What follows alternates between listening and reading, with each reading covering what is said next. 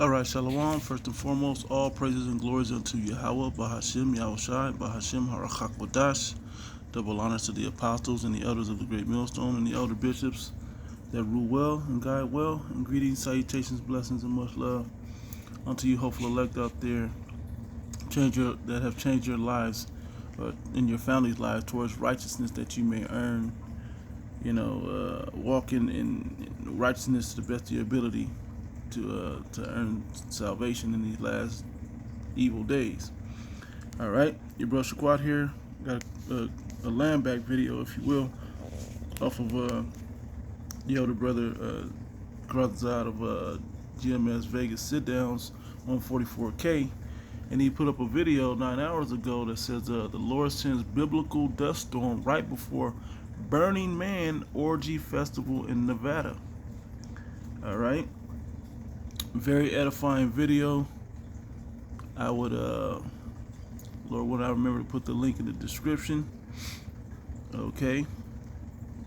And like you stated, there's always situations like this going on out here in this desert. Whether this one was sent to Arizona, but people didn't stop doing it. They still want to show up, and even in his video they show highlights of the event and so on and so forth. But this is the spirit that's out there. And a point the brother made in this video was people became are so engulfed and enraptured in pleasure that they forget. They don't see the signs, they don't see the prophecies, they don't see the destruction, they don't see the imminent danger ahead of them. Okay, and this is something that isn't new in the earth. This is something that's been going around, but if people don't take heed, especially particularly you Israelites, man, you so-called Negro, Latinos, and Native Americans, okay, and the Israelite foreigners that are scattered amongst the heathen and throughout the world that may even look like the heathen, you guys got to figure it out, man. We're speaking primarily to the elect, all right, those that are called and chosen, that are sighing and crying, for all the abominations done thereof. And this is another abomination, watching our people live in pleasure when they're coming to imminent danger. Okay, it's like driving on a highway, got the music blasting, and you partying and dancing and singing your favorite songs and all that, eyes closed and whatever else, drunk or whatever the case is, and you don't see the orange cones. Okay, the caution signs and the flashing warning signals, man. Okay, these prophecies of imminent destruction of Yahweh, of Yahweh Shem Yahushua coming to the earth, particularly Babylon the Great America. All right. So, as you see on the right here, I have the word Epicurean, but let me get the scripture first. All right. All right. This is Acts 17, and I'll read the. It's really the first line. But I'll read it in KJV. It says, "Then certain philosophers of the Epicureans and of the Stoics encountered him." That's all I'm going to read on it now. NLT. He also had a debate with some of the Epicurean and Stoic philosophers. All right. So let's see about this Epicurean, what they have. Which these are mentalities, man. These are philosophies. Okay, people believed. Let's go to this word real quick. We're going to define this word real quick. It's going to throw my other word off. A person engaging or learned in philosophy, especially as an academic discipline. Okay. The lover of wisdom, philos. So a philosopher. Okay, they love the wisdom of Epicureans or of a Stoic. Now, there's two differences. Now, the one we're hinging on is the Epicurean spirit that the brother was talking about. Okay, Epikuros. Okay, it says a help defender. Okay, belonging to the sect of the Epicurus.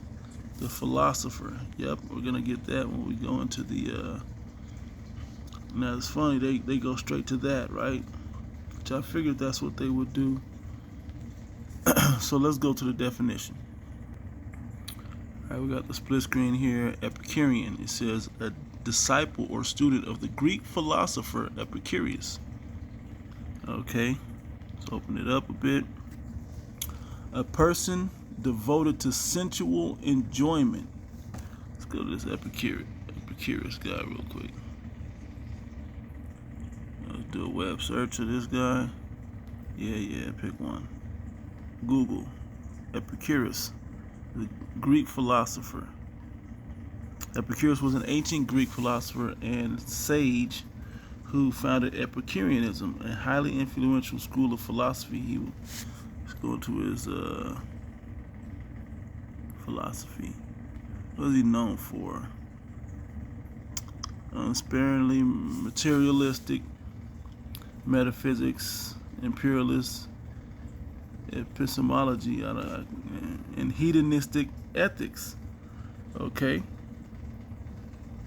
Hedonistic ethics.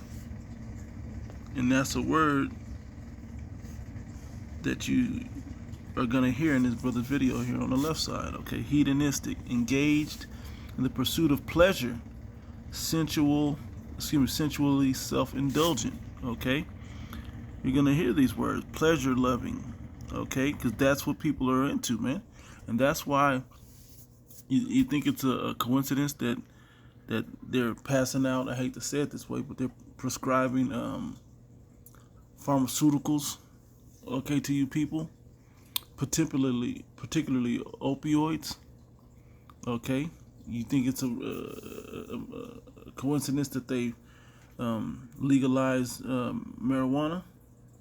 Okay, this is to all keep you in that hedonistic Epicurean type spirit. All right, so let's go back to that. Oops. Back to Epicurean. So that's that guy. That was his belief, okay? A person devoted to sensual enjoyment, especially that derived from fine food and drink. Hedonist, sensualist, pleasure seeker, pleasure lover, okay? Gourmet, connoisseur, all right? Opposite of Puritan. Okay. So that shows you what they were into. There was something in here. What kind of person is an Epicurean? In modern popular usage, an Epicurean is a connoisseur of the arts of life and the refinements of sensual. You're a lover of the world, man. Okay. Epicureanism implies a love of knowledge or knowledge of enjoyment. Knowledgeable enjoyment. Okay. Enjoyment, especially of good food and drink. There was another one in here. That's the point. So let me get a couple scriptures that just popped in my head to mind. All right, 1 John 2:15 says, "Love not the world, neither the things that are in the world. If any man love the world, the love of the Father is not in him. For all that is in the world, the lust of the flesh," this is Epicurean stuff, okay? "The lust of the flesh, the lust of the eyes, and the pride of life is not of the Father, but is of the world. And the world passeth away," not the actual earth, but the ways of this world, the social norms, okay, if you will, of this world will pass away, man. All the wickedness and hedonism and Epicureanism is going to go away, and the lust thereof. But he that doeth the will of the Most High abideth forever. Now, I want to make a quick point when we were talking about the Epicureans and the Stoics. The Stoics were the lovers of knowledge. All right. So we got Ecclesiastes chapter 7, and I read it in the NLT. It says, "Better to spend your time at funerals than at parties. After all, everyone dies, so the living should take this to heart." Okay, especially the Most High alone is belongeth to issues from death. And then it says in the Apocrypha in the book of Sirach, it's let me grab it, bear with me. Yeah, right here. Sirach chapter 11, verse 26, for it is an easy thing unto the Lord in the day of death to reward a man according to his ways. Okay, the affliction of an hour maketh the man forget pleasure, and in his end his deeds shall be discovered. All right, so you see that if you got them wicked ways about you, man, the Most High will take you out. And if you're living in pleasure, hey, man, that's a good way to get taken out of this thing, especially in the times that we're coming into. Okay, we're to be mindful of the Most High in these last days. All right, let me go back. All right, so it said, verse 3, and back in Ecclesiastes chapter 7, sorrow is better than laughter, for sadness has a refining influence on us. Okay, a wise person thinks a lot about death. Yeah, you consider it. It's not like you're like, man, I can't wait to die. You're not in that old Tupac spirit, death around the corner ass spirit. But, you know, maybe I shouldn't do this because this could lead me down a road that could end up destroying me. Okay? More like that. It says a wise person thinks a lot about death, while a fool thinks only about having a good time. Okay? And these people at these events like this, man, are just straight fools. Okay? They just want to have a good time. Only good vibes and so on and so forth. You know? And that's a matter of fact, let me go to this. 1 Timothy chapter 5, verse 6 in the KJV. But she that liveth in pleasure is dead while she liveth. NLT. But the widow who lives only for pleasure is spiritually dead even while she lives. Okay?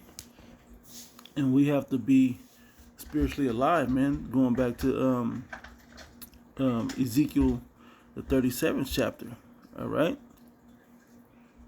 So from there, let's go back to matter of fact, let's go to like I said, this brother, man, he did a beautiful video, of course, as usual, and a lot of precepts. I just tried to grab a few of them. Some of these may be the same, but this is James chapter 5 verse 5. It says in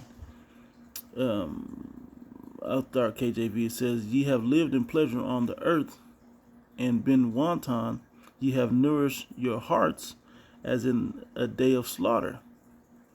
All right. Any last requests? Anyway, inside joke. Anyway, James 5 and 5 in the NLT. Ye have spent your years on earth in luxury, satisfying your every desire.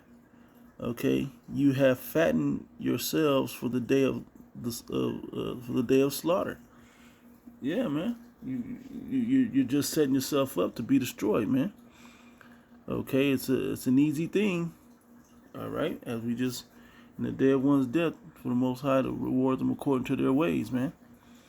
All right. Well, salvation can come if you've been doing the right thing, or a punishable, painful death, man. Okay. From there, let's go to, what was the other one I had? Let's go to Timothy's. And I just grabbed a few that jumped off of my head. This is 2 Timothy chapter 3. Verse 1. I'll read it in the NLT. It said, the dangers of the last days. It says, you should know this, Timothy, that in the last days there will be very difficult times. Okay, perilous times, as it says. It says, for people will love only themselves and their money. All right. They will be boastful and proud, scoffing at the Most High, disobedient to their parents, and ungrateful. They consider nothing sacred. They will be unloving and unforgiving. They will slander others and have no self-control. Okay, they will be cruel and hate what is good. They will betray their friends, be reckless, be puffed up with pride, and love pleasure rather than the Most High. Okay? And these are the things that we that of the hopeful elect, man, have to keep in our minds, that we don't fall into these categories, man. Okay? That we don't fall into those mind states and philosophies, man. You know, it's easy for the flesh to take over and to want these things for us, man. That Epicurean type spirit. And yeah, people are going to want to come in and tempt you with all types of situations, man. But we have to be sharper than that. and we have to read the signs of the Spirit. You know, the Spirit has to show us, you know, what we should and should not be doing, man. And we should be able to recognize the Holy Spirit, the Harakakodash, and follow that way, man. And some things are just wisdom. Some things are just plain wisdom that we should be able to see and understand. All right. From there, let's go to. Matter of fact, I'm gonna close out with the 2 Peter. Yeah, it's a good one. 2 Peter chapter 2. Come down some, and we should know how this goes.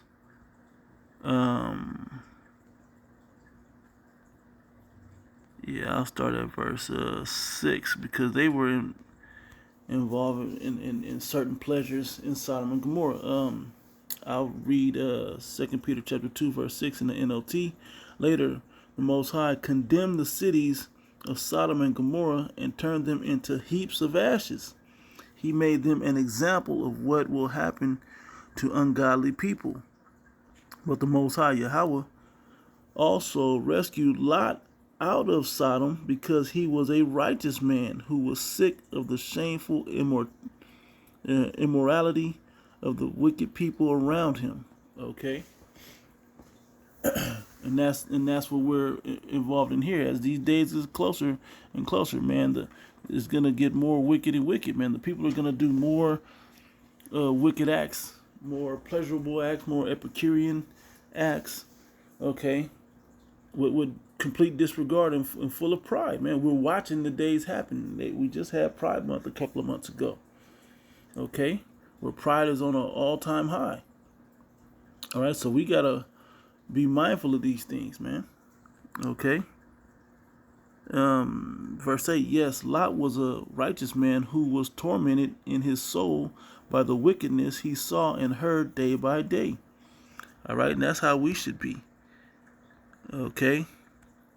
Verse 9 says, so you see, the Lord knows how to rescue godly people from their trials, even while keeping the wicked under punishment until the day of final judgment. All right, and so that's what we have to keep in mind in these times, man. Yeah, it seems like a grim and glum world, but man, how much fun can you have in a place with this much wickedness, man? You know, brothers try to get out and have some fellowship time, and we be amongst the people here and there, and before you know it, man, you get vexed, man. You get agitated by the way these people are moving in the earth, man. It's just hella frustrating, you know. But we know that there's a day coming in the near future, man, that we're going to be in the kingdom of heaven, man. The Lord's going to come back. All the sacrifices we've given up in this life for our personal selves are going to pay off, man.